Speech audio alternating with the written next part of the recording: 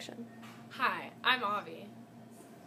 Hi, I'm Rachel. Wait, do I say hi, I'm Emily, or Rachel? Hi, I'm Erin.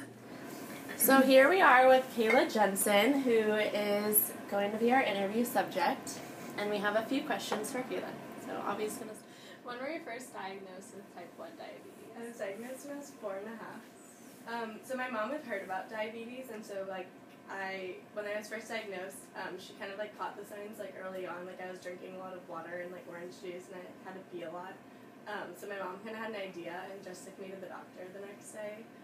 So when I got diagnosed, I was only 350 or 400 or something, which is pretty low for most people when they're diagnosed. And so my mom, since she had heard of it, it wasn't a huge deal for our family, and I'm an only child, so it wasn't it had a change in a lot of people.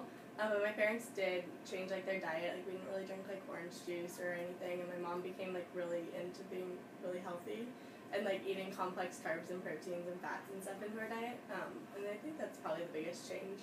Definitely, I think college has been a big challenge just because scheduling, when you're in elementary school, middle school, high school, whatever, every day is the same. I had swimming in the mornings, I would have school the same times, lunch is the same. And so it's really easy to figure out what your background insulin needs to be and what your ratios are based on hormones and stuff and how all that affects. But in college, I wake up at a different time every day. I eat at a different time every day. And so my A1C was really good until I came to college. And so I think just having an irregular schedule is probably the hardest thing, because most of the rest of the things are just common sense now to me since I've done it for so long. The advantages of being diabetic with Cal Poly is you do get priority registration. So I kind of have a little bit of flexibility when there's different sections of the class to figure out my schedule. So I try to make sure I have breaks in between my classes so that if I need to eat or if my blood sugar is really high and I don't feel well, I can correct it before my next class and not have to miss class. So when my parents raised me being a diabetic, they definitely fell into the philosophy of you can eat whatever you want, you just have to accommodate for it, which may not have been the best philosophy, but when you're a little kid and there's cupcakes in class, you don't want to say no. So I definitely as I've gotten older realized maybe I shouldn't have orange juice in the morning for breakfast, or I don't drink a lot of things without fat. I won't drink regular soda or anything, just because it'll make my blood sugar spike, and then the insulin will last longer than the sugar will in your bloodstream, and it just causes lots of chaos, I guess. So I definitely try to make sure I eat fats and proteins with carbs. One time I did have my pump malfunction, because I wear an insulin pump, and it just kept giving me insulin, and so I did go to the hospital and they gave me a sugar IV.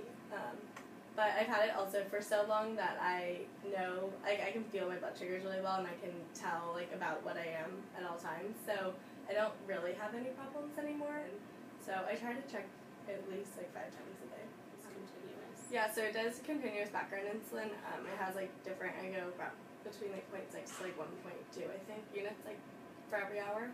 And then anytime I eat, I give insulin, and then anytime I check my blood sugar and I'm over 120, 130, I'll give a correction. I do communicate with my doctor just via email, or I'll upload all my information and do it that way also, just because it's hard sometimes at school.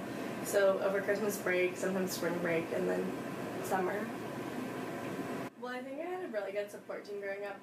My parents are really supportive and really into learning about the disease, and then I also went to diabetes camp from the age of 5 till after my first year of college. So that was really good upbringing and being okay with having diabetes. And then my college roommate, my junior year, was also diabetic, so that was really cool. So we would always compare and help, not have competitions, but kind of, to make sure we both were doing a good job of managing it. And then my roommates have been really keen on learning, and so it makes me want to do better. So I just make sure that I don't give a lot of insulin when I drink, and I make sure that I'm always above 175 before I drink, so to prevent a low blood sugar.